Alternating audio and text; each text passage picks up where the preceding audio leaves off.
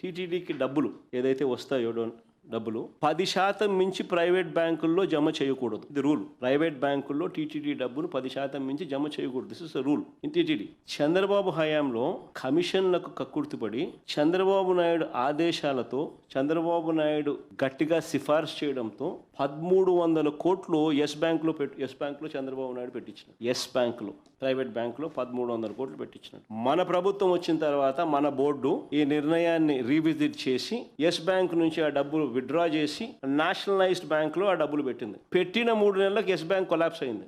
చెప్పండి స్కామ్ ఎక్కడ? ఆ డబ్బులు తీసిన 3 నెలలకు ఎస్ బ్యాంక్ కొలాప్స్ అయింది ఆన్ దేర్ ఓన్ కౌంట్. ఒకవేళ ఈ డబ్బులు ఎస్ బ్యాంక్లోనే ఉండింటే ఈ 1300 కోట్లు ఏమయ్యేటి? మరి ఏది స్కాము? ఇన్ని ఉన్నా కూడా మాకు ఎన్ని తెలిసినా కూడా టీటీడీ కాబట్టి రాజకీయాలకు లాగకూడదని జోలికి పోలా.